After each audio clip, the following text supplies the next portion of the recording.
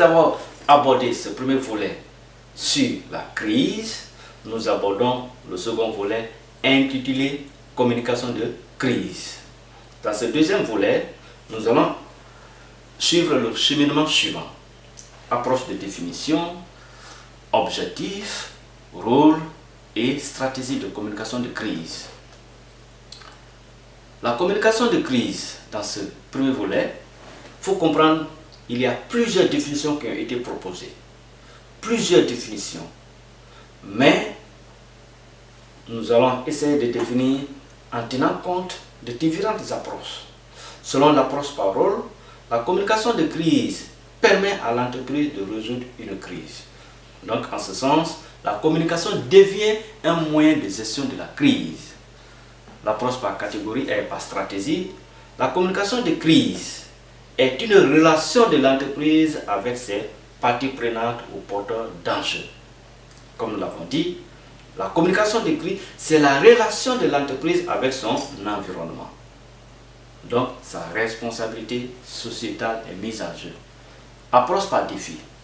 La communication de crise, c'est l'art de communiquer dans l'incertitude. En matière de crise, il faut savoir communiquer.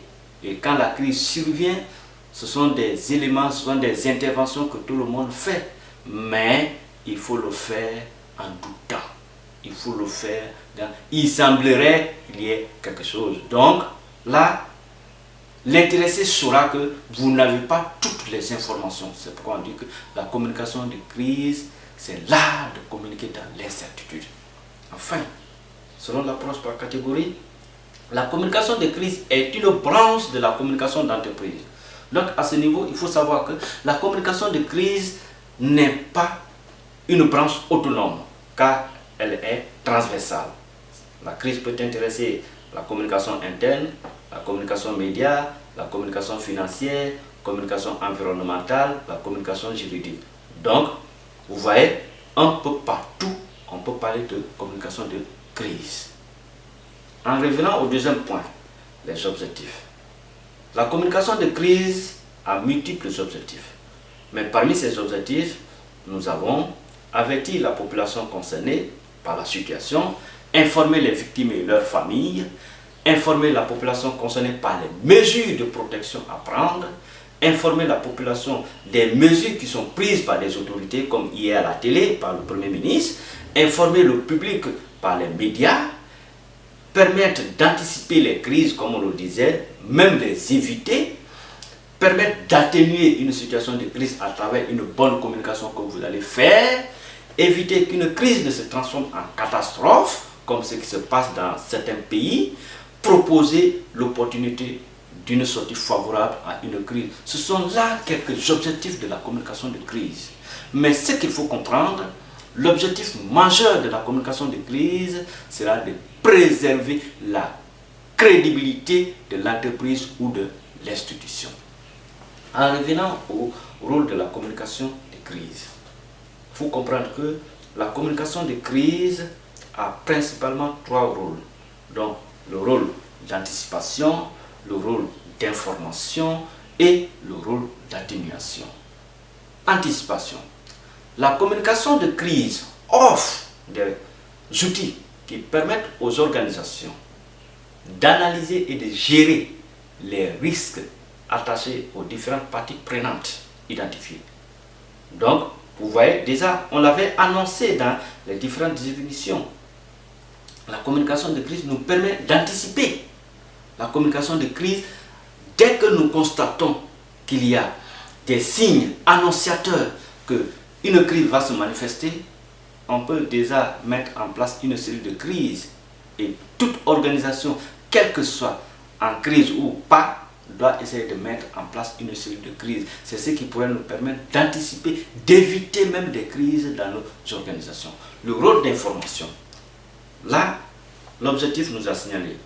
En diffusant la bonne information ou le bon message au bon moment, aux bonnes parties prenantes, avec des bons outils de communication, la communication de crise est en train de remplir vraiment un rôle essentiel.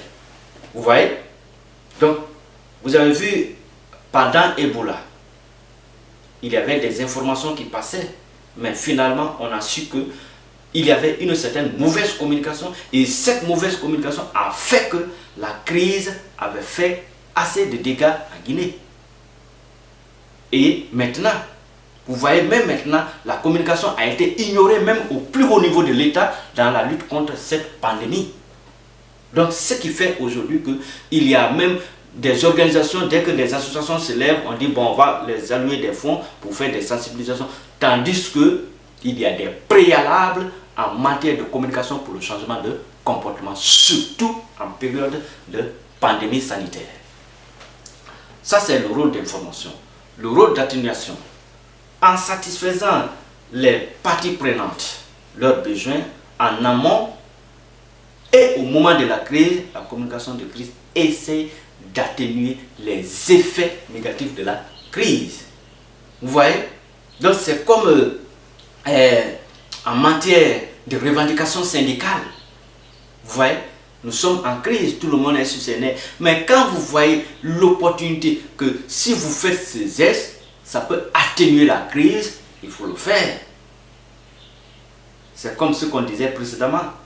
La bonne communication, en diffusant les bons messages. Vous voyez?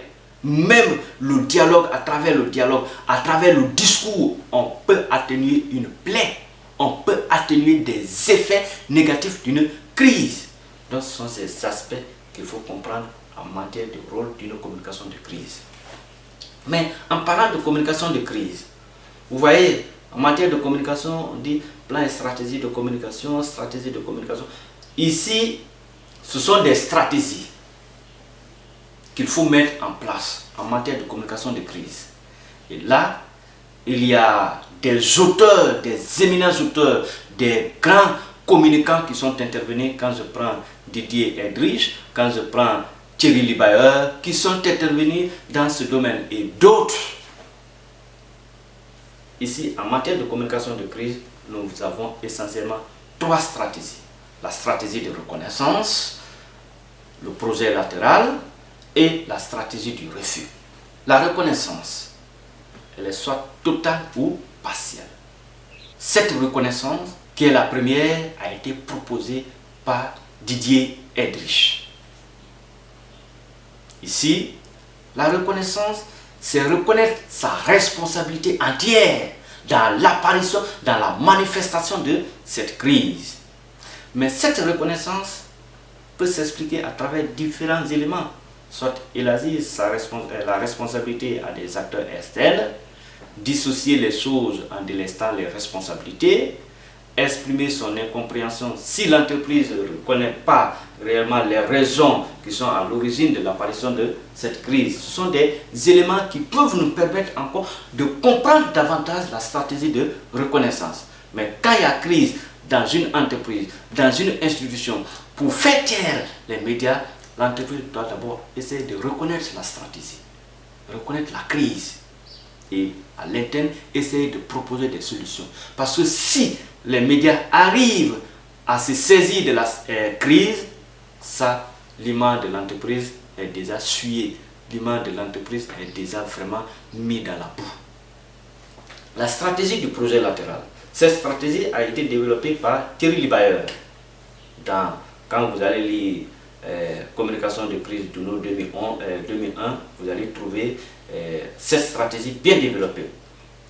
Au niveau de cette stratégie, ici, il s'agit de modifier l'angle de la crise en reportant la responsabilité. C'est-à-dire, cela consiste à déporter la crise en dehors même du champ de l'entreprise. C'est comme si on a un problème ici et d'autres, vous dites, ce qui se passe par là-bas, il faut vous intéresser à ça. Donc c'est de détourner l'attention des médias sur votre crise. Donc c'est ce qu'on appelle le projet latéral.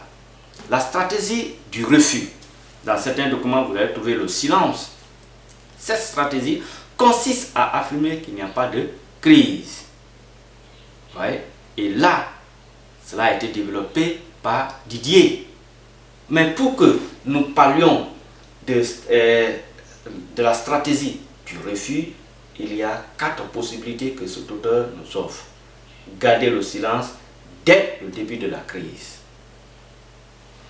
Cesser de parler à partir du moment précis. avancer le principe du chaînon manquant, comme dans l'affaire des paillotes en Corse, et également minimiser les effets de la crise. Mais lorsque vous choisissez cette stratégie, cela peut être néfaste même pour l'entreprise. C'est pourquoi vous voyez parmi les stratégies de communication de crise, c'est la première le plus souvent qui est sollicitée. Parce que lorsque l'entreprise reconnaît sa responsabilité dans une crise, cela peut lui donner encore une bonne reconnaissance, parce qu'on va dire que cette entreprise est responsable.